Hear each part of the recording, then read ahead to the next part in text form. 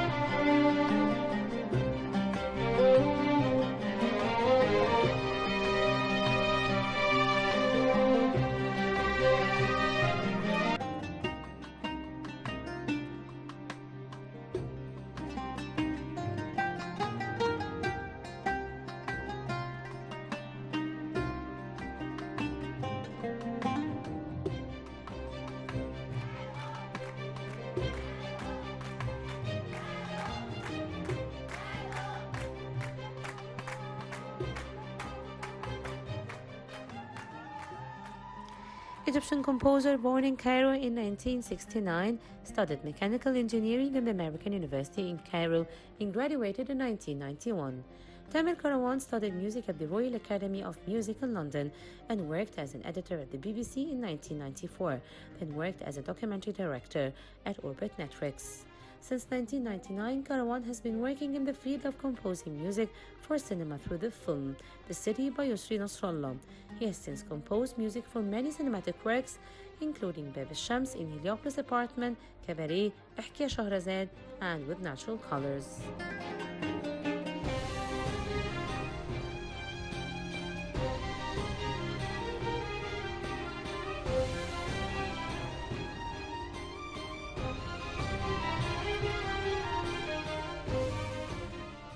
Mr. Tamer, of course, one of the very important and very renowned composers that we have here in Egypt. It's a pleasure to have you with us, and I just wanted to know, I understand that you graduated from mechanics engineering. How did you turn from this major to be a musician one day? Well, music was with me all the time. I always, it was my hobby since I was like 3 years old. It was a passion for me. But at the same time, I didn't think of it as a professional career when I was young. I always wanted to be either a doctor, an engineer, a mathematician, whatever, anything that has to do with math and engineering and or even biology. That was my understanding at the time. And then I got into engineering at the American University in Cairo, and I graduated as a mechanical engineer. And then suddenly it hit me that all my life music has been my vocation, my hidden talent that I never pursued as a professional. So one time when I started working after I graduated, I realized that this was the thing to do, and I quit my job and I started focusing on music.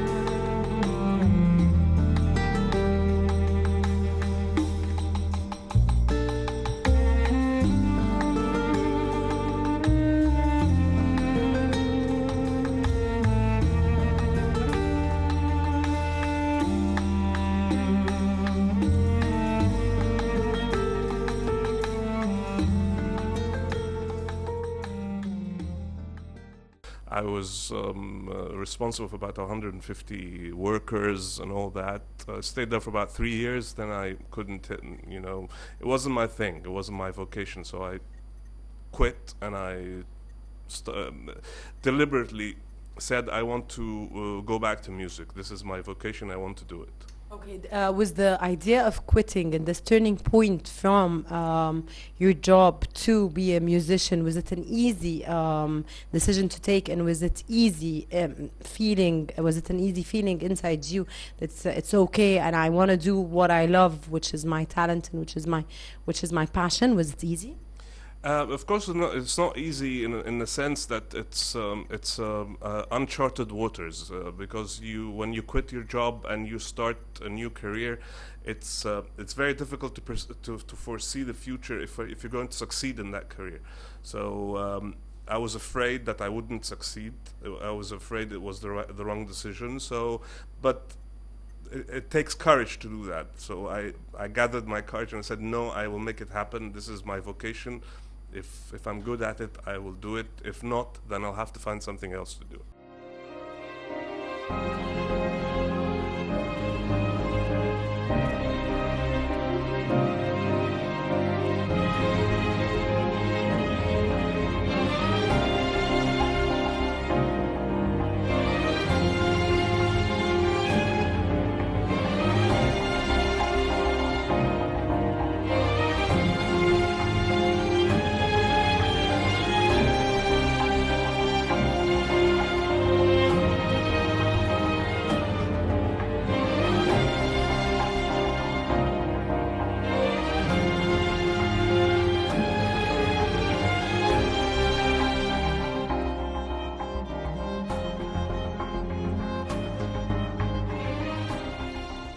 You moved to working and specialized in composing only, or anything else did you do? No, I started off the career by composing songs for a project that I was doing with a new singer that was coming out.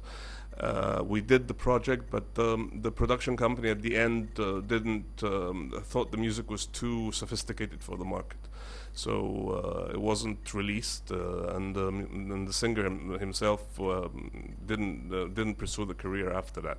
But after that, I got into other aspects of art. I went into editing for a while. And from that, I went to the BBC in London. I worked there for about 4 years as a picture editor in BBC Worldwide, and then when I came back, that was I started again going. Music was there all the time. I even did some title music for some BBC programs in London, and but when I came back, I started pursuing the career really professional at this time. And I started studying again to prepare myself for what's coming next. Which song you composed for a singer that was a turning point in your career that made you today proud composer, of course? And we're sitting with Tamer Karawan, and we're interviewing him for the reason. Where was the turning point, the song that you really composed that made a hit? Well, I didn't compose songs. I composed music for films. My career started off with El Medina film for Yusri Nasrallah. This was a turning point. The other turning point was another film for Yusri Nasrallah, which was Bab al-Shams, La Porte du Soleil, which was the official selection in the Cannes Film Festival, out of competition, of course. And this was a turning point in the career in terms of my career within the industry. Because a lot of people watched the film, a lot of people within the industry. It wasn't very popular, a film, not a mainstream film. It was about the Palestinian diaspora. But it was renowned worldwide, and it was one of the 10 best films in 2004, I think, by the New York Times. And my music was acclaimed by a lot of people. They loved it, and so my career kick-started again. يبكي ويضحك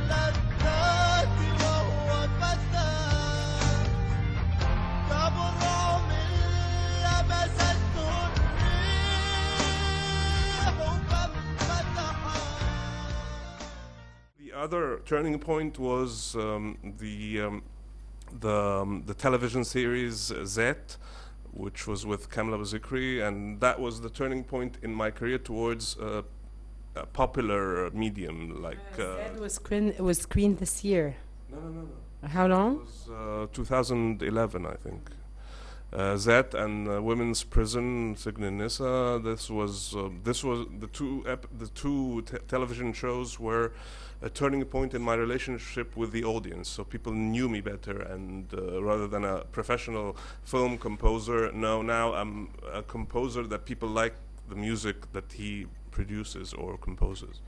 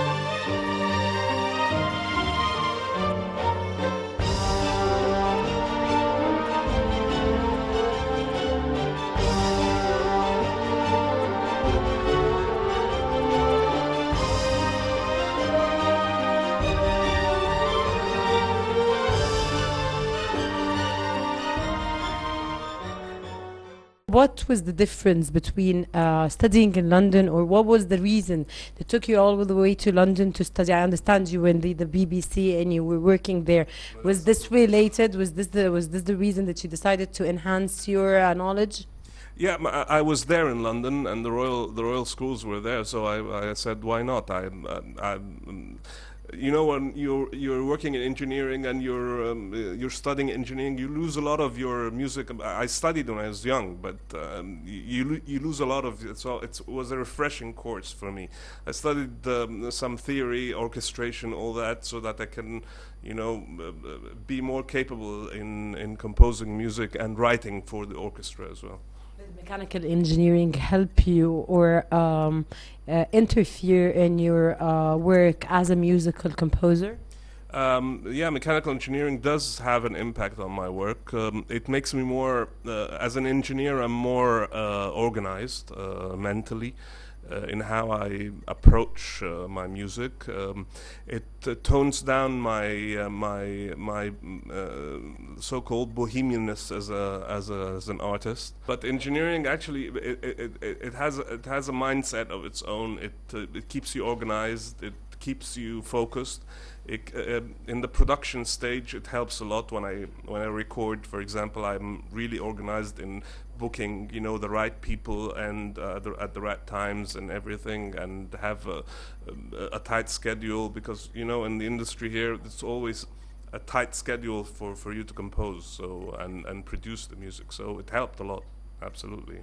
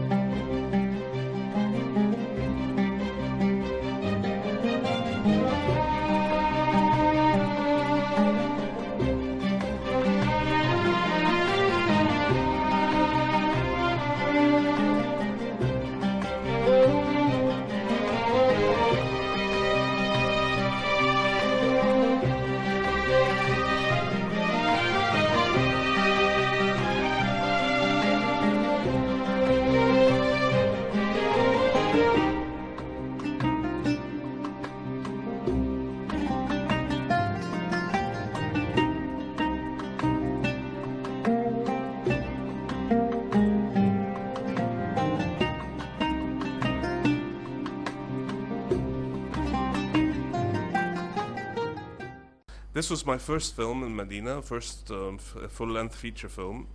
It was the start of my career as a composer for films. So it was a very tough experience, of course, because I wasn't known. Nobody knows me. Yusri knew me through a friend of mine who was editing the film. So he said, "Why not try Tamer in the film?" Which is back from London then? yeah, I was back from London. And I think it was a very courageous decision from him. He said, "Okay, I'll give you 2 scenes to try out, and if I like them, we continue. If I don't like them, I'll tell you no." I told him fair enough. So I started working on the 2 scenes, and he liked them. So we continued the film, which was the first film in my career, and everybody liked the music as well. المدينة، باب الشمس، احكي يا شهرزاد، جنينة الأسماك. These are the 4 films I worked with Yusri on, and the last film he worked with somebody else because of budget constraints. That's something else. You budget constraints, meaningly that you did not Couldn't afford me. couldn't afford you. Yes, that's what I wanted to ask. Yes, so he couldn't afford your what you get paid. But why didn't you do it at the end of the day? It's not, because sometimes it's not about money actually, and when you reach a certain point in your life where you're here, so money doesn't count so much. No, but it's a matter of Yusri didn't want to embarrass me. He made the decision, but he told me I made it because it was really low budget and I didn't want you to be involved in it.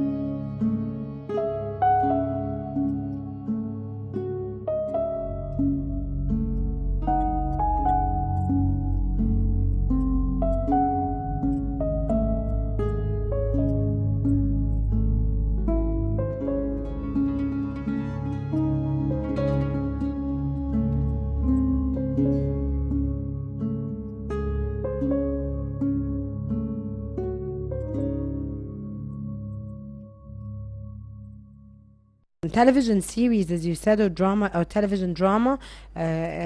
You made حواري بوخارست, تحت السيطرة, سجن النساء, and مواطن X, and in cinema you did احكي يا شهرزاد, بالألوان الطبيعية, ميكانو, في شقة مصر الجديدة. Your experience, sir, about all of these, of course, you've done a lot, all of these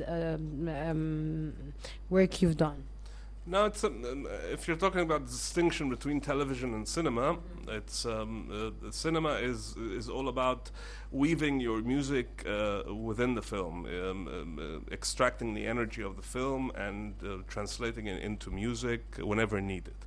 And it's in cinema you're working on 2 hours, 3 hours maximum of a film, but in television it's a different story. It's you need to make music that can last for about 30 episodes. So you need to make thematic themes more melodic. Has power of propagation. It can go on and on and on, and the What's psyche. thematic scenes? What's thematic scenes? Thematic means a theme, a melody that is recognizable, that is really it can impact the audience both psychologically. In films, you don't need to do that because films is all about the inner emotions, the representation of the characters within 2 hours, so you don't have a lot of space to work around it.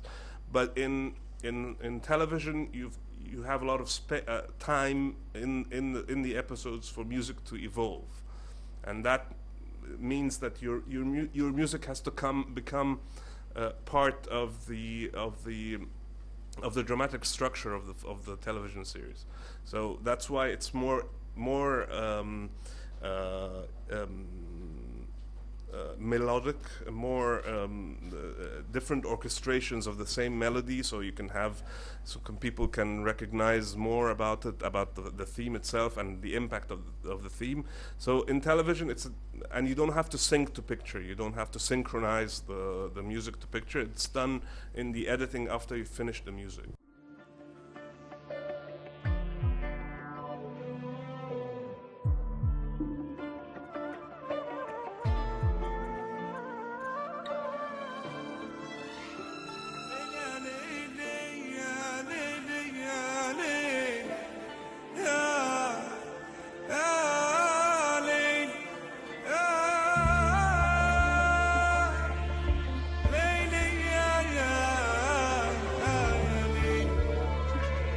ودي دنيا بتظلم الناس وناس تعليها وبدا يساوي على ناس والحلم بيضيع بيها ليلى ليلى ليلى يا ليلى يا سامحني يابا أنا وسط غابة العشق ممنوع عالغلابة صدقني يابا من غير غرابة احنا عانيت فيها للديابة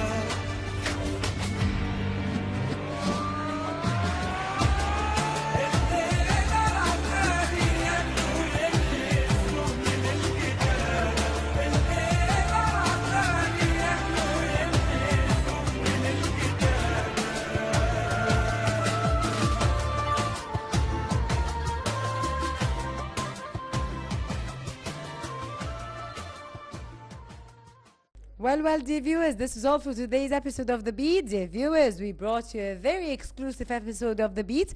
We had with us in today's episode of The Beat the renowned music composer, Tamer Karawan. Hope you've enjoyed being with us as much as we have. And until we meet again in another episode of The Beat, from all the team here, myself, your host for today's episode of The Beat, Rana Al-Qassas, thank you so much for joining and stay with us. We'll always be around. The Beat will always be everywhere, bringing you the latest in music.